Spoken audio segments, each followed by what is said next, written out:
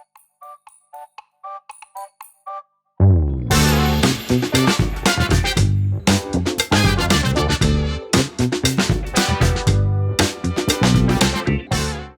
Tornado krepšinio mokyklos podcastas, tai jau 8 mūsų epizodas ir šiandien pasikalbėti sutiko buvęs mokyklos auklėtinis Aidas Borodinas. Sveiki, smagu, kad pakvietėt. Pirmoje podcast'o dalyje mes pasikalbėsime apie krepšinį, nes vis dėlto krepšinio mokykla esame ir Aidas baigė mūsų krepšinio mokyklą ir žaidė mūsų komandose, o antroji bus skirta kitai Aido aistrai ir dabar gyvenimo būdui turbūt bowlingui. Tai pirmiausia, Aidai, norėčiau tavęs paklausti, kaip tu pats atsidūrei, krepšinėje? Kaip krepšinė atsidūriau? Tai nuo mažų dienų tiesiog su draugais į kiemą, kai pradėdavom eiti, tai pas mus vien tik krepšinis būdavo visada.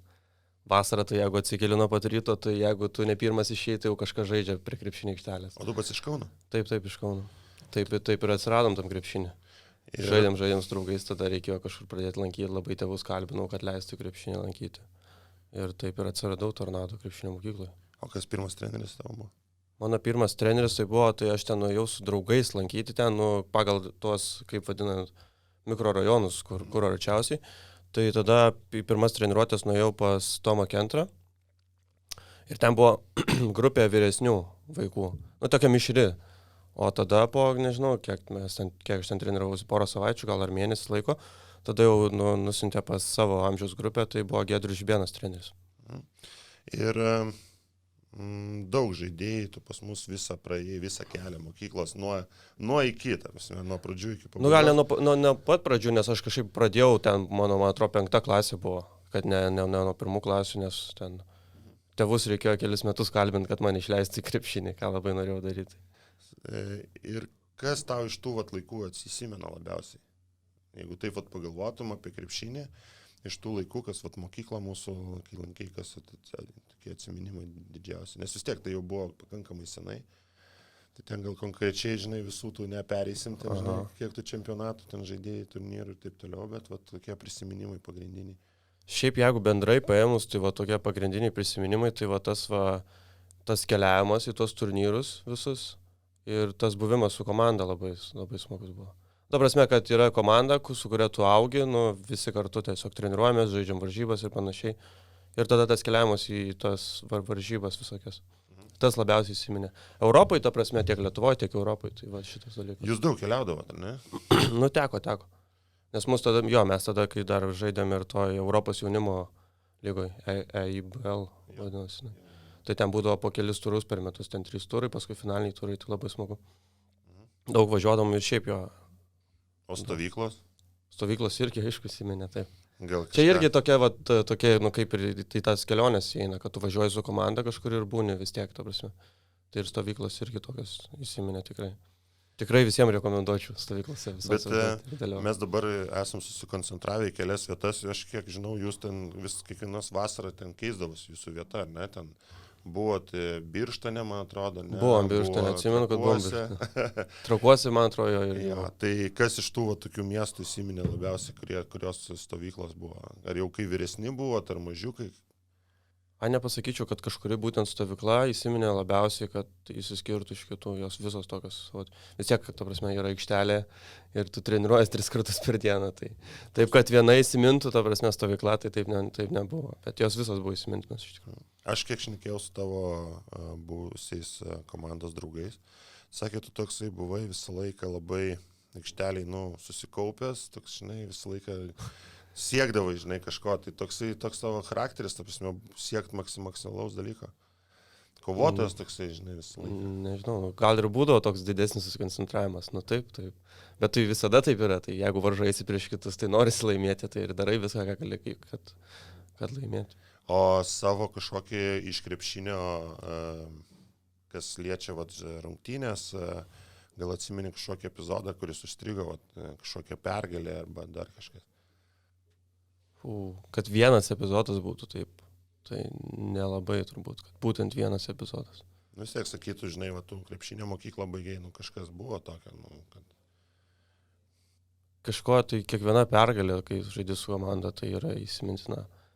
Tai aš nežinau, pavyzdžiui, man kaip žaidi krepšinį, tai nėra taip, kad va, ten ar apdovanojimas kažkoks, kad ten tapai geriausių komandai, kai būna turnyre. Tai man tie dalykai kažkaip nelabai. Ta prasme, kad aš įsiminčiau, kad būtent tais metais ten kažkokiam turnyre va, tapau ten tuos, bet va, tos va, pergalės, kai mes ten su komanda kažką laimėjom, ten kai net ir va, tos, va, pavyzdžiui, iš ten Šiaurės Europos to jaunimo lygoj, kai ten atsimenu Palangoj, berods žaidėm prieš CSKA ir visi labai norėjom laimėti, kadangi tai yra žaidi prieš CSKA komandą. Tai va tokios pergalės, tai jos žiauriai įsimena. Aš matau, kad tau labiau patinka pats žaidimas, negu, žinai, ten susikoncentruodavai daugiau į patį procesą, ne, negu ten kažkokį galvot, ką aš pasieksiu, nepasieksiu. Nu taip, kažkaip ne tas jo. Ir tu baigęs dar pas mūsų komandai, dar mes kartu, man atrodo, ir žaidėm RKL pas mūsų žaidėjai komandai, ne? Žinok, man atrodo, kad su tavim nežaidžiau. Nu, aš bent jau, kai rašiau podcastui, mačiau tokią nuotrauką, mes visi Ringaudų salėje su baltom aprangom. Buvo, jo, ir tu ten. Bet tą sezoną, man atrodo, žinau, kad va, tu nežaidai tą sezoną. Kažkaip man taip atrodo. Gal tu tiesiog pasirašydavai, buvai, jo, paskui nežaidai. Nu, jo, bet... Gali taip būti, nežinau. Gal ir taip, gal ir ne, aš gal ir pats nebelabai atsimenu, bet man atrodo, kad mes dar žaidėm. Tu gal mažiau žaidėjai tą sezoną, aš kaip pažiūrėjau statistiką, jo, ten mažiau žaidėjai. Bet pasibandėjai tam aukštesniam lygiai, ne? Bet ten taip įdomiai gavosi, iš kiek žiūrėjau, tu sužaidėjai vieną sezoną pilną su mumis, tada padarai pertrauką ir dar paskui nuėjai, pažaidėjai gal 5 rungtynės už Perkūną. Buvo, taip. Kaip čia viskas susidėlioja tam aukštesniam šiek tiek lygiai? Tai tiesiog, kai baigiau mokyklą, tai tada įstojau studijuoti į Kauno kolegiją. Ir vis tiek dar norėjau tą krepšinį žaisti, bet tada labai, toks sudėtingas laikotarpis buvo, nes, ta prasme, kai baigi mokyklą, tai vis tiek jau reikia ir darbą kažkokį ieškotis, kad, ta prasme, galėtum eiti gyventi pats ten ir panašiai, ir buvo labai sunku viską suderinti, tai studijas, darbą ir tą krepšinį. Tai aš nuėjau tada į atranką Kauno kolegijos, jie man atrodo irgi RKL berods, kad žaidė. Tai tada to atrankoje tas treneris kaip ir pakvietė, ta prasme, bet tuo pačiu ir tam sezonui ruošėmės kartu, ten treniravausi ir su ta Perkūno komanda. Tai gavosi taip, kad dar reikėjo rinktis, kur žaisti, ar bandyti ten Kauno kolegijoje, ar ten Perkūne. Tai jo, tai teko, pabandžiau ten Perkūne. Žaidėm ten, viskas tikrai neblogai sekės, bet tiesiog suderinti viską, kad skirti laiko, nes tada, kai aš pradėjau dirbti, man tiesiog darbas tam pačiam bowlinge, tai aš tiesiog dirbdavau vakarais. Tai gaudavau taip, kad geriausiu atveju nueidavau į vieną treniruotę, gal 2 per savaitę, tada savaitgalius reikėdavo dar skirti varžybom, kur varžybos po visą Lietuvą, bet tuo pačiu dar ir dirbti tą patį savaitgalį gali reikėti. Tai tiesiog, kad viskas sudėti į vieną krūvą ir išlaikyti, ten, kad tiesiog nepavyko man to padaryti ir tada jau reikėjo rinktis kažką, kad keisti, tai tiesiog taip ir gavos, kad krepšinį padėjau tiesiog į šalį. Bet dabar žaidži mėgėjiškai, ne? Dar šiek tiek žaidžiu. Tai būtent tas ir buvo, kad jeigu negali kažko daryti 100%, kažkam atsiduoti, ta prasme, kad stengtis siekti kažkokių rezultatų, tai tada labai kažkaip, nežinau, negaliu tam skirti, jeigu tiek laiko negaliu skirti, tai taip ir nesinori, Taip ir gavos, kad nei iš šio to daryti. O tas mėgėjiškas krepšinis, tai mane irgi šiek tiek taip ir norisi žaisti, bet kaip ir laiko neturi ten nueiti pastreniruoti ar pamėdyti krepšį, kad bent jau koks rezultatas irgi būtų. Ir paskui, kai kuo mažesnis rezultatas būna, kai matai, kad negali tiesiog to aikštelį, kad nepataikai, dar kažką, ką anksčiau pataikydai, tai tiesiog paskui ir taip ir kažkaip net nebesinori eiti tik tam, kad palakstyti ten. Noris kažkaip, kad varžytis, kad rezultatas būtų ir panašiai. Tai tas sunku dabar yra tam mėgėjiškam krepšinį. Tavo ryšys su buvusiais komandos draugais yra koks nors, ar taip, kai baigėt mokyklą, taip ir nutrūko? Tai kaip, su vienais daugiau bendrauju, su kitais mažiau, bet yra tas ryšys. Pabendrauju dar, ne? Pabendrauju. Su kuo pabendrauju dabar iš to komandos? Tai pagrindė tai su tuo pačiu Rupeika, su kuriuo mes Arnoldu, kuriuo bendraudom ir daugiausiai turbūt, kad per komandai, tai ir su kitais pabendraujam, ta prasme. Tai. O susitikimų kažkokių pasidarote? Žinai, kaip būna populiaru 5 metai po... Apie šitą aš irgi galvojau, kad, ta prasme, susitikimo tai tokia, kaip ir tokia, visi kartu, kad tai kažkada tai dar buvom kelis kartus susitikę, bet, nepilnai susirinkom, bet, ten dauguma taip, tai, manau, kad reikės kažką tai paplanuoti. O su treneriu? O su treneriu ryšys, tai kaip pavyksta susirašyti daugiau, kadangi treneris vis tiek jisai dirba skirtingose vietose pasaulio. Bet sėki jo karjerą. Taip, sakau, visą laiką taip. Būna parašau, pasveikinu, labai stebiu, palaikau. Tai aš prieš podcastą šnekėjau su treneriu Giedriu Žibėnu ir jis tau tokį klausimą perdavė. Tai vis dėlto šį sezoną ką palaikai Žalgirį? Čia geras labai klausimas. Aš jam tą patį pasakiau, kad čia geras. Čia žiauri geras klausimas. Ir va čia yra labai toks didelis momentas, kad kai žiūri tas varžybas, kai žaidžia Žalgiris ir Rytas, tai sunku kartais būna labai, nes kaip ir palaikai ir vieną, ir kitą, bet tai gal nežinau kaip pasakyti. Net nežinau kaip atsakyti taip korektiškai, kad nežys nei vienos pusės, bet stebim, žiūrim ir ta prasme palaikau tikrai abi pusės. Ir supratau. Lengviau būna žiūrėti, kai Žalgiris žaidžia Eurolygui, tada palaikai Žalgirį ir kai ten Rytas žaidžia Čempionų lygoje, tai tada palaikai Rytą. Bowlingas. Perinam prie bowlingo. Kada jis atsirado pas tave gyvenime? Tai va, kaip ir minėjau, kad atsirado tada, kai baigiau mokyklą, reikėjo kažkur... Krepšinio mokyklą ir tuo pačiu mokyklą, vidurinę tą gimnaziją. Tai reikėjo tada jau kažko, tai kai pradėjau ir mokytis, tai reikėjo ir dirbti kažkur.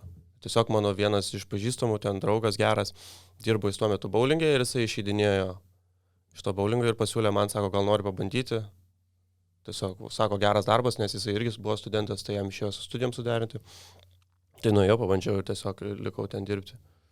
Ir pradėjai žaisti. Ir, kaip pradėjau žaisti? Ne iš karto pradėjau žaisti, nes tada tai mes, kai atėjau dirbti, tai aš irgi net nežinau, kad ten yra kažkoks sportinis bowlingas, kad ten yra tie specialūs kamuoliai ir dar kažkas. Tai tiesiog pradėjom dirbti, tai daugiau, kad jeigu ir pažaisdom, tai su kolegom gal po darbo pamėtydavom, ar ten su draugais laisvu laiku atvažiuoji, nes vis tiek draugai irgi norėdavo pabandyti pažaisti.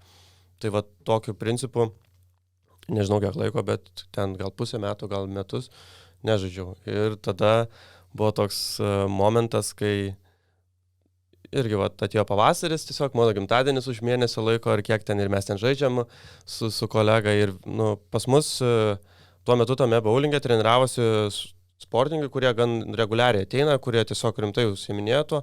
Ir tiesiog su jais vis tiek ilgainiui, kada tu dirbi, tai susipažini ir pradedi bendrauti. Tai vieną vakarą žaidėm ir viena sportininkė tiesiog sako, nuvažiuok, bus turnyras, važiuojam kartu, ta prasme, kad tau padėt supažinti, parodyti, sako, pabandyk sužaisti. Kaip tik sako, jeigu tavo gimtadienis, tai padaryk kažką, tiesiog naujo.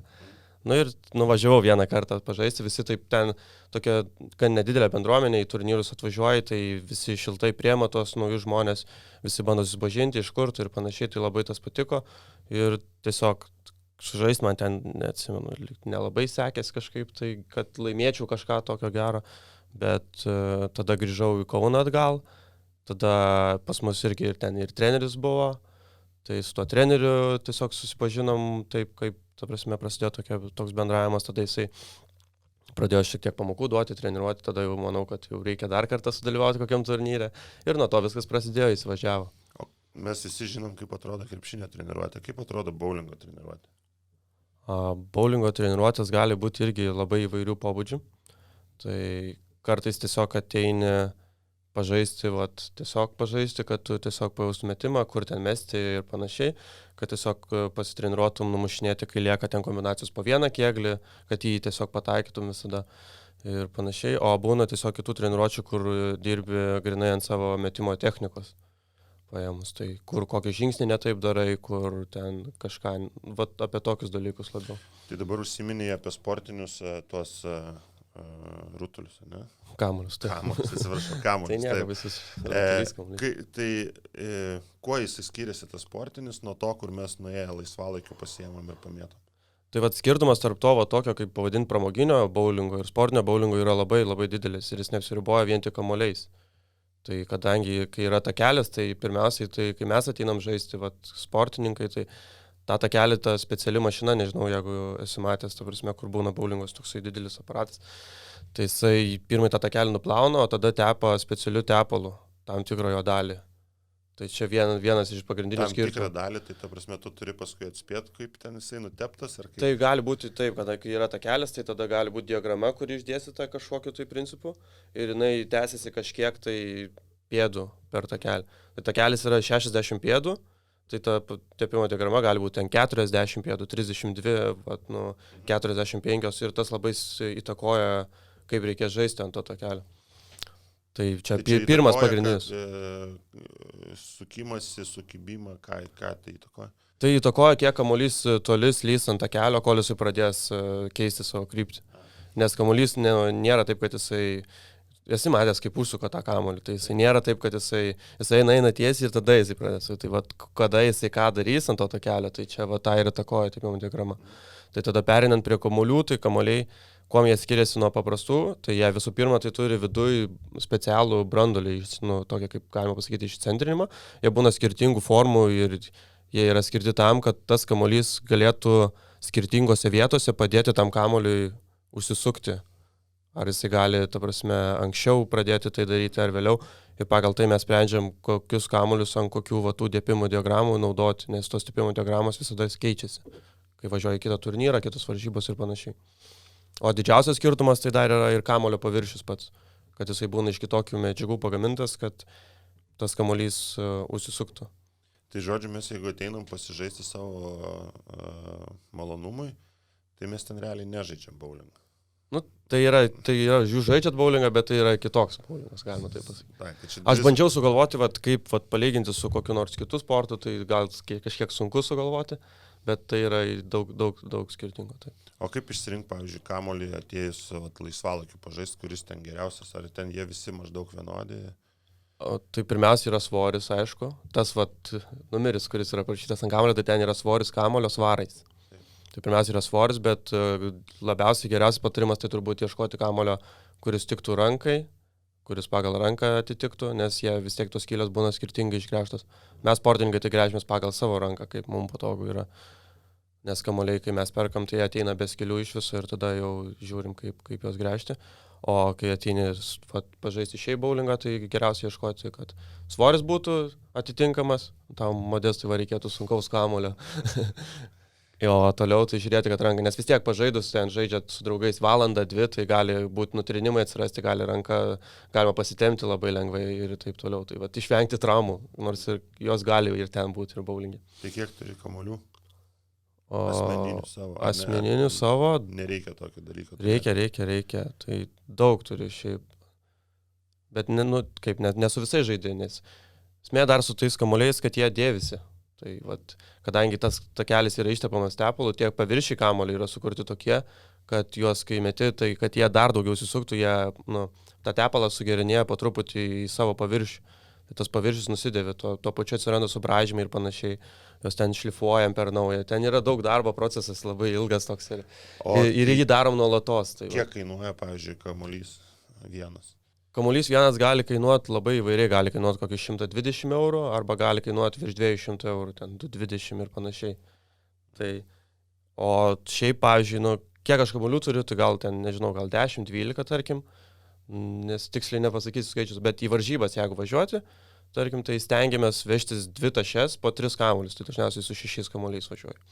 Jeigu ar keliauti ir kažkur, tai stengiasi žiūrėti, kad, pavyzdžiui, bagažą imti ar kažką, tai stengia žiūrėti, kad 6 kamuolius. Kartais neišeina, kartais vežės mažiau, kartais. Ir tu minėjai, kad pradėjai sportuoti tą bowlingą jau normaliau baigęs mokyklą, ten kažkiek laiko praėjus. Kada atėjo tas pirmas 300-ukas? O 300-ukas atėjo, tai gan neseniai. Jis pas mane pirmas ir vienintelis kol kas tai yra. Tai čia buvo praeitais metais. Prieš metus laiko. 300 nėra taip iš tikrųjų paprastai mes, kad ten, ta prasme, ateisi ir mes.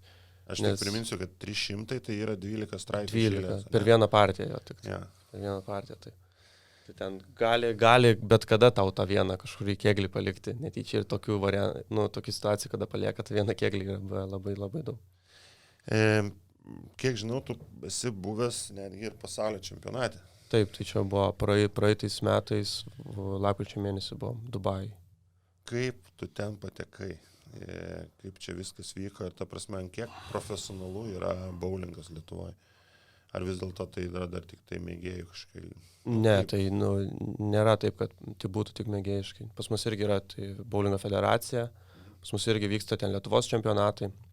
Mes turim lygas, 3 netgi pagal pajėgumą, tai yra A, B, C. Tai tikrai yra ir stiprių žaidėjų, net ir tą medalį pavyko parsivežti mūsų komandos draugam. Tai yra tų lygių įvairių, yra ir, ta prasme, mėgėjų tas lygas, pradedantysis ir visokie. Tai kaip aš patekau į tą pasaulio čempionatą, tai tiesiog federacija vis tiek renka, kas yra kažkoks rinktinės kaip ir kandidatų sąrašas, tiesiog atrenka ir buvo toks įdomus gan sezonas, nes varžybų kaip ir nevyko, kaip ir pandemija, tada pandemija po truputį baiginėjosi, federacija nusprendė daryti čempionatą Lietuvos, jis tokiu įdomiu formatu vyko ten per 3 savaitgalius, reikėjo važiuoti žaisti. Ir tiesiog pavyko parodyti neblogus rezultatus ir pagal tai pakvietė atstovauti Lietuvą Dubajuje. Tai va. Ir Dubajuje ten pasaulio čempionatas, kai vyksta, kiek ten būna, pavyzdžiui, iš kelių šalių, kokio tai masto renginys yra? Sunku pasakyti, kiek šalių buvo. Tikrai dabar net, geras, čia yra klausimas, nes nelabai net atsimenu. Žinau, kad tai pasakyti tikslų skaičių, tai labai, bet buvo tikrai, kad šitas bent jau pasaulio čempionatas, palyginus su kitais, kitus aš sekęs tik tai, irgi ten per medijas, internete žiūrės. Tai šitam pasaulio čempionate dar kai kurios šalys tiesiog nesiuntė savo žaidėjų, savo rinktinių dėl pandemijos.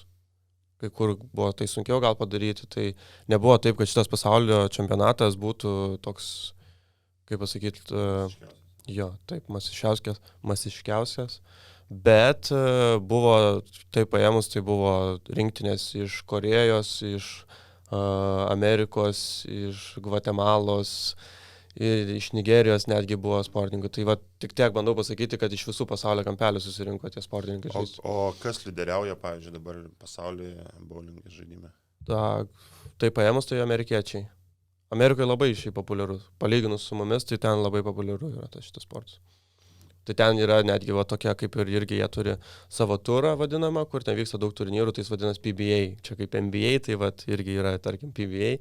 Tai tas turas vyksta, tai mes jį stebim per YouTube, ten žiūrim, kaip tie žaidėjai žaidžia, kokius kamuolius naudoja ir panašiai, tai tas labai įdomu. Ten gan populiaru, ta prasme, tai yra, tai rodo per televizorių ten ir panašiai.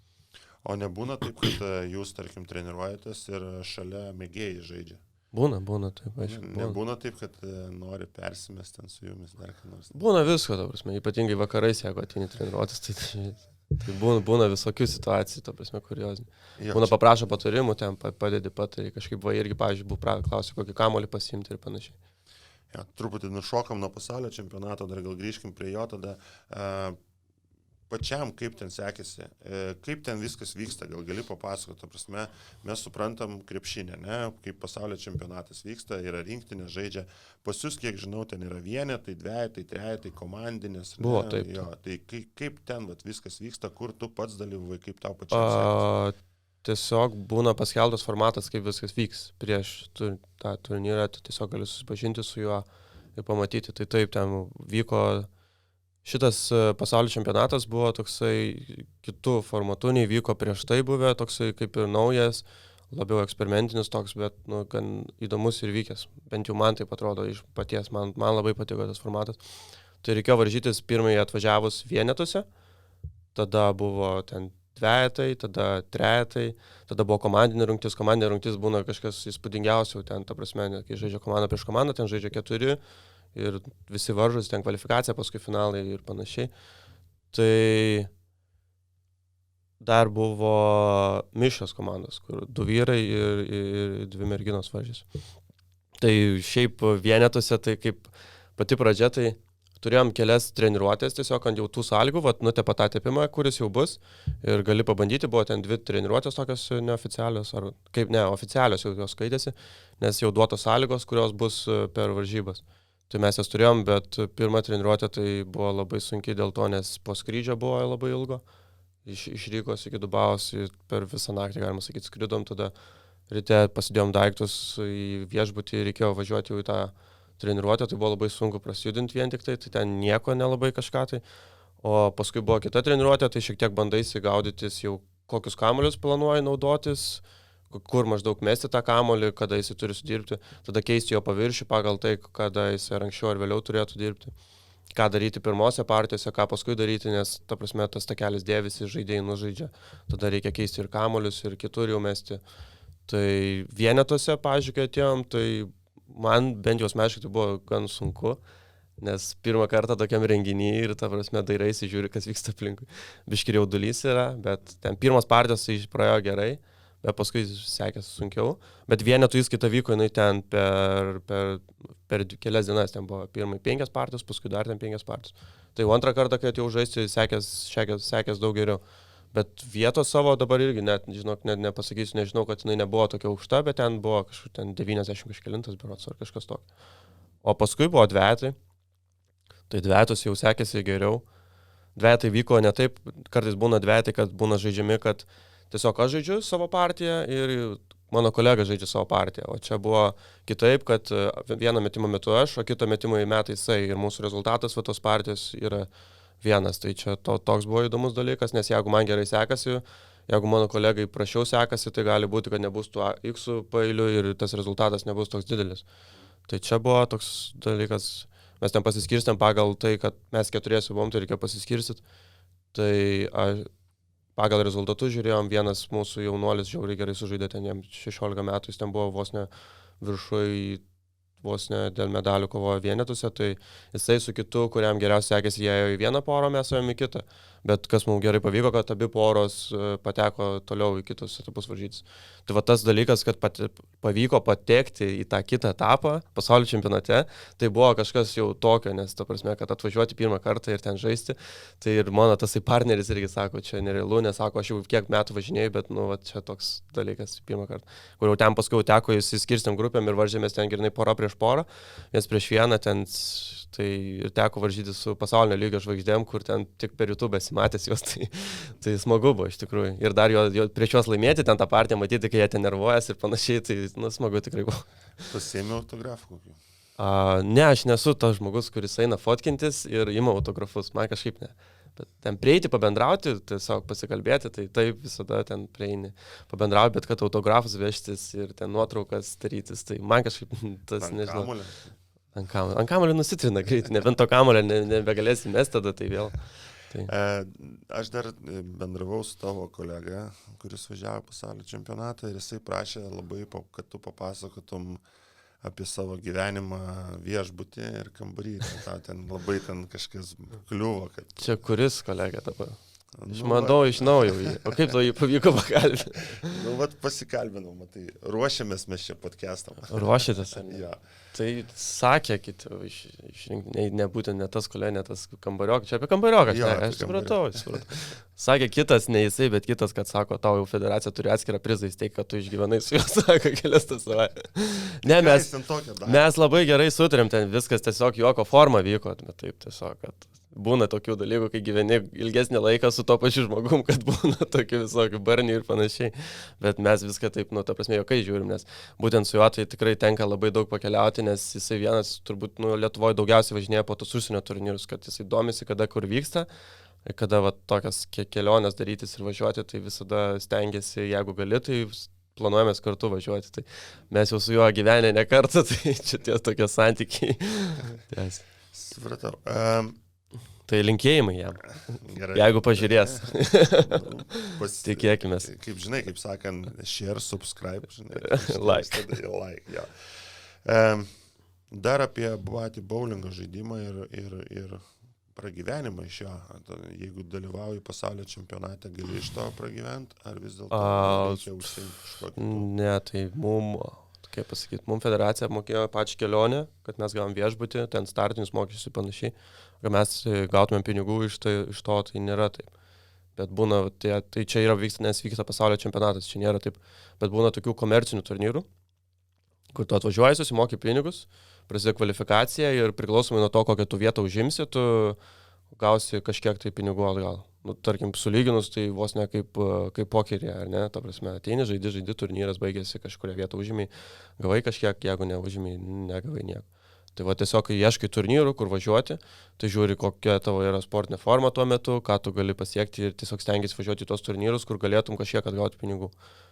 Arba gal net laimėti, ar ne, bet čia, kad gyventi iš to, tai, nežinau, praktiškai neįmanoma turbūt, kad Lietuvoje gal, ta prasme, Amerikoje yra tai profesionalų, ta prasme, ir Europoje yra jų profesionalų, kurie iš to gyvena, Bet taip, kad Lietuvoje tai ne, tai čia mums gaunasi mes kaip hobis, ne, yra mūsų, tai mes aukom savo laiką, ten treniruojamės, daug skiriam savo išlaidų ir tada važiuojam. Tai, pavyzdžiui, jeigu kiti žmonės planuojasi atostogas kažkur tai prie jūros, viešbutį prie baseino pagulėti, tai jeigu aš planuoju, jeigu turiu laisvo laiko ir galiu skirti kažkur važiuoti, tai mes dažniausiai žiūrim, kur vyksta koks turnyras ir tiesiog važiuoju į tą turnyrą, tuo pačiu pailsi ir, ta prasme, dalyvauju varžais prieš kitus.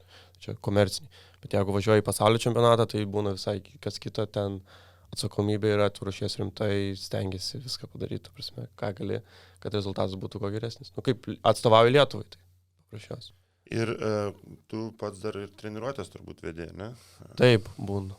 Kiek turiu laisvo laiko, taip turiu kelis mokinius, kurie, kaip aš, nėra taip, kad labai reklamuočiausi, kad va čia yra treniruotis ir panašiai, bet yra žmonių, kurie paklausia, ar norėtum, ar apsimtum, tipo, ar gali patreniruoti, padėti, tai jo, susitarim būna, kad padėtų.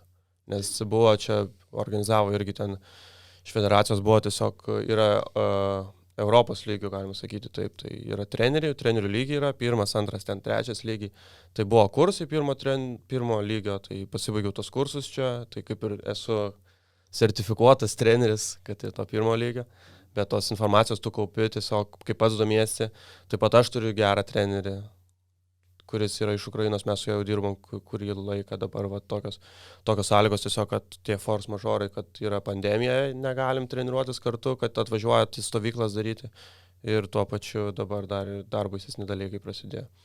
Tai tas labai liūdna, o tai daug informacijos iš jo pasiemi. Tiesiog stengiasi domiesi kiekvieną kartą kažką daryti. O ta koncentracija tokia, kaip čia pasakyti, fokusuoja ir stengiasi žiūri, kodėl būtent gaunas taip, o ne taip, ką reikėtų daryti, ką reikėtų keisti. Ir paskui ilgainiui gali tą patį pamatai, ką kiti žaidėjai daro blogai ir gali ir jiems padėti. Tai visada nori padėti, visada nori populiarinti tą sporto šaką. Kiekvieną, ta prasme, ne tik sporto šaką, bet visą sportą, ta prasme, kad ir nepriklausomai, ar tai būtų krepšinis ar boulingas. Nesusidari su to tokiu priešiškumu krepšiniui, kai nueini, pavyzdžiui, su boulingo atstovais bendrauti ten, kad, ta prasme, mes čia viskas tik tai krepšiniui, mes čia nieko negaunam. Na, aš manau, kad čia turėtų vis tiek labiausiai viskas atsieiti į tuos rezultatus, kurios rodo, ta prasme, sportininkai. Pas mus tie rezultatai, va dabar to gimties laimėtas medalis ten, kur dvejetų įskaitoje laimėjo medalį, tai čia yra jau tikrai didelis pasiekimas ir tai jau atsižvelgia, ta prasme visai kitaip pradeda žiūrėti, tai tas požiūris iš to atsiranda. Tai aš manau, kad visada žinom, kad krepšinis daugiausiai yra, bet mūsų rezultatai krepšinį gan neblogi, jie būna vienais metais geresni, kitais metais blogesni. Ką padarysi, kad mes populiariausia sporto šaka yra krepšinis, tai tiesiog. Labai geras požiūris iš tavo pusės, kad yra rezultatai yra. Taip, tai va čia jūsų atsakomybė dabar, kad būtų tie rezultatai, kad parodytumėt už ką ir kaip ten tie. Ir tada gal pabaigai, kuris boulingas Kaune geriausias, kur reikia važiuoti žaisti? Kaip, tai irgi taip nepasakysiu, kad būtent vienas boulingas yra geriausias. Tai, nežinau, mes su komanda, ten mūsų tas klubas, tai mes treniruojamės Oazijai, konkrečiai jau keli metai. Tiesiog taip galas, kad mes ten treniruojamės.